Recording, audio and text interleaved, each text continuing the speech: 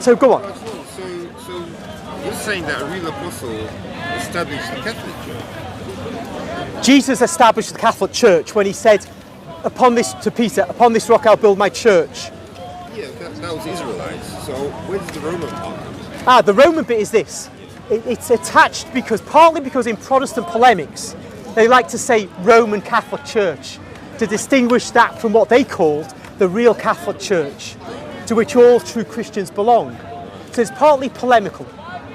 But also, it's got a valid ascription because Peter, again, as men like Adolf von Harnack, a famous Protestant theologian of 100 years ago, wrote, Peter went to Rome and was martyred there along with St. Paul. And early Christian writers say this. So Rome becomes the centre of the church, partly because Rome is the centre of the empire.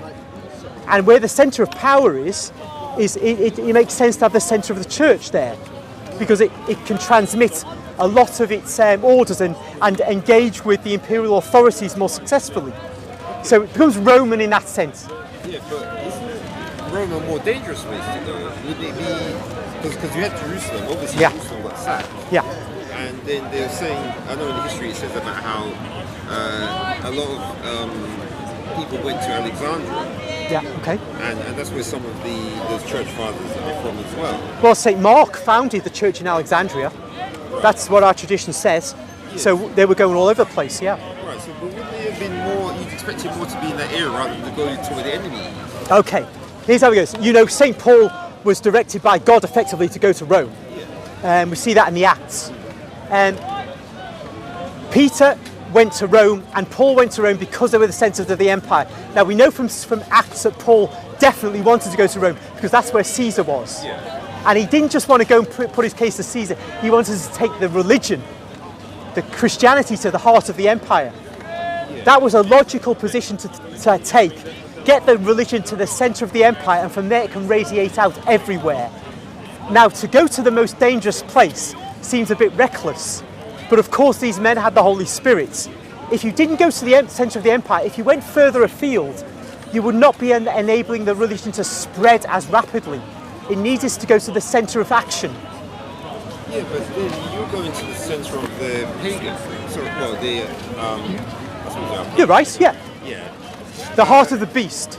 Yeah, but then you would have a lower concentration of people.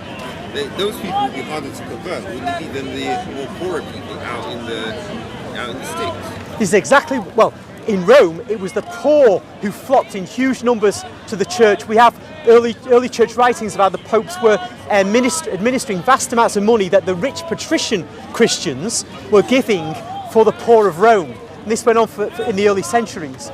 But nonetheless, the decision was made, we're going to Rome, we're going to establish ourselves there. They martyred vast numbers, as you know, in the Colosseum.